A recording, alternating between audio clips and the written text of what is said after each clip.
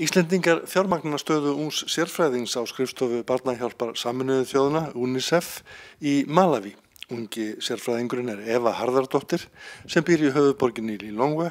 ásamt eiginmanni sínum Lárusi Jónssoni og 2 ungum börnum. Ég vinn fyrir UNICEF og menntasérfræðingur á menntadeildinni hjá þeim. Og mitt sérsvið innan deildarinnar hefur verið það sem kallast planning, monitoring og research. Þannig að ég að vinna að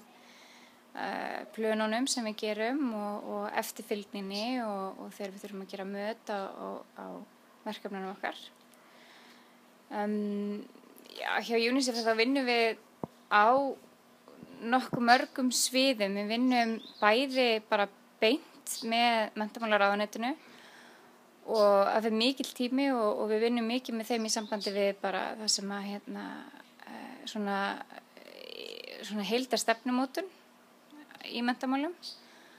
og aðstöðum þá og styrkjum þá til þess og styðjum þá til þess að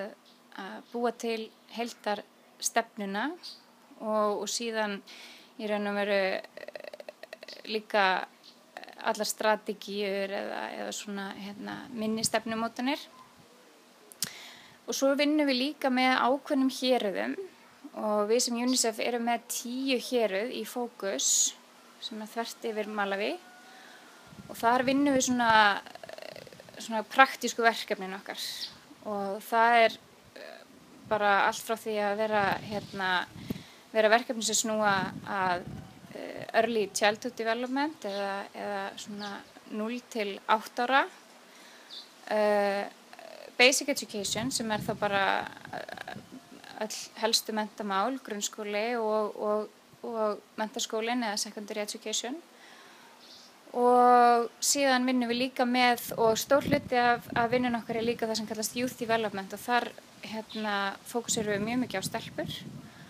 og að halda stelpum í skóla, koma stelpum í skóla, auka tækifæri þeirra til menntunar, bæði í skólum og líka það sem kallast non-formal education eða svona utan skóla, hvort sem það eru námskeið eða einhvers konar styttri mentaprógram eða tækifæri. Á síðustu árum hafa kenningar mikilvægi þess að mennta unglingsstúlkur náð mikilli útbreiðslu og bæði fræðimenn og fjölmörg samtök styðja þá hugmyndafræði að ein af stóru breytunum í baráttunni gegn fátækt sé að tryggja skólagöngu stúlkna frá því þær verða kynþroska og fram til 16-17 ára aldurs. Ég alveg sammála því. Þetta stóra breytan og þetta það sem að bara við sem deild höfum bara verið að og sem UNICEF höfum algjörlega verið að reyna að fókusera á núna og vinnan sem slík gengur mjög vel en ég hef oft lýst í að þetta svona eins og fata sem að lekur og hún hefur ótal gött. Það ekki bara eitthvað eitt sem að í raun og veru þarf að laga eða það ekki bara einhver það ekki ein ástæða fyrir því að stelpur haldast ekki í skóla og eru ekki í skólum og ná ekki að nýta sér tækifæri til menntunar og það þarf alveg ótrúlega ekki bara stórt átak heldur líka svona margþætt átak til þess að vinna að þessu málaflokki og það sem að við höfum kannski verið að svona læra og síðan að ég kom til UNICEF og þá finnst mér við hafa verið að styrkjast í þessu og það í raun og veru að reyna að vinna þvert á geira, vinna svona cross-sectoral þannig að við heildar í raun og veru takmarkið okkar að styðja stúlkur til náms og halda þeim í skóla og koma þeim í skólana. Sjálfsprottin samtök ungra kvenna í Malaví sem berjast fyrir réttindum unglingsstúlkna hafa vakið mikla athygli en neikvæð viðhorf samfélagsins gagnvart stúlkubörnum áberandi. Þær fá færri tækifæri til menntunar, þær eru ungar gefnar í hjónabönd og þurfa að sækja vatn og eldi við meðan bræður þeirra sitja á skólabekk.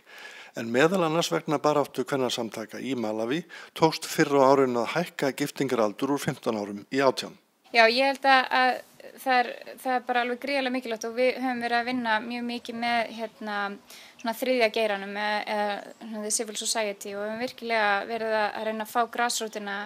inn í verkefnin hjá okkur og það er mikill í raun og veru myndi ég segja að það er oft talað um svona hversu mikið demand eða hversu mikil eftirspurn virkilega fyrir menntun og mér finnst vera eftirspurn. Það auðvitað eru samfélög sem að kannski meta menntun og sérstaklega þá menntun stúlkna ekki til fulls en það er samt sem áður þannig að stúlkur, sérstaklega stúlkurnar sjálfar eru að stíga fram og eru virkilega að krefjast þess að fá tækifæri til þess að fara í skóla og ekki bara að komast í skólana heldur líka að þá hljóta góða menntun, að fá góða menntun og hluti af því til dæmis bara atriði eins og að vera örugg í skólanum. Að eiga ekki á hættu að verða fyrir ofbeldi á skólalóðinni eða á leiðinni í skólan og síðan er það auðvitað að fá sæmilega kennslu, fá góða kennslu og að geta síðan nýtt sér menntunina áfram. UNICEF var að styrkja í síðustu viku mjög áhugaverðan fund þar sem að 300 stelpur alls staðar á landinu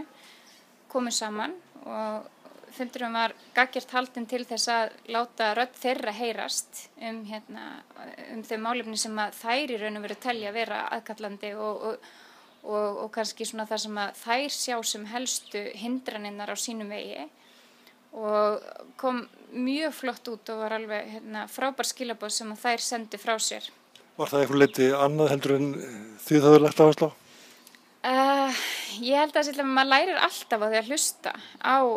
börn og ungmenni og ég held að þessar stelpur hafi alveg örugglega komið einmitt mörgu til skila sem var ekki endilega efst á baugi hjá þeim sem að móta stefnuna eða vinna að menntamálum.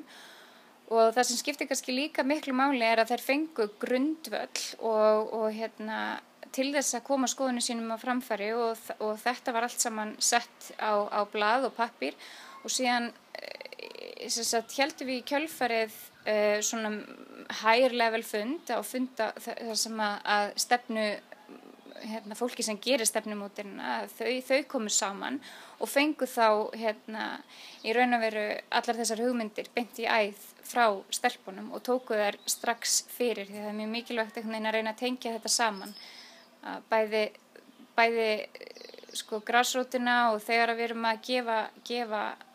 börnum og unglingum og stúlkum rödd að það líka skili sér að það séu tengsl á beint upp í þá stefnumótun og ákvarðanar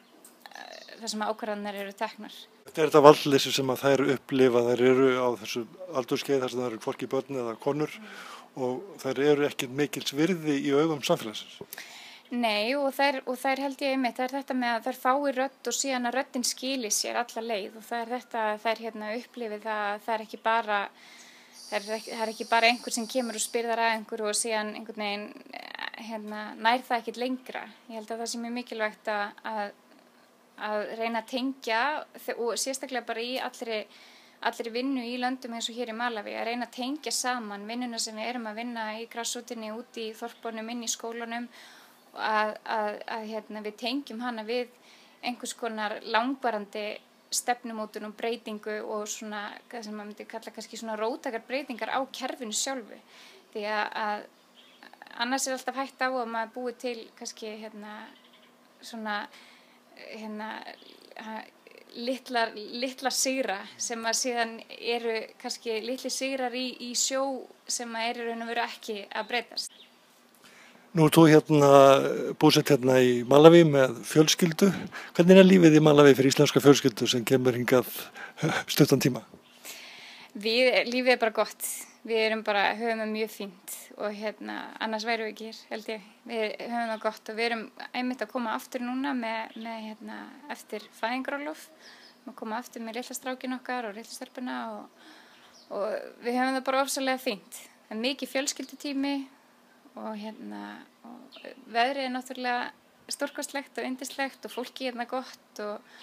það er bara hægt að hafa mjög gott í Malaví.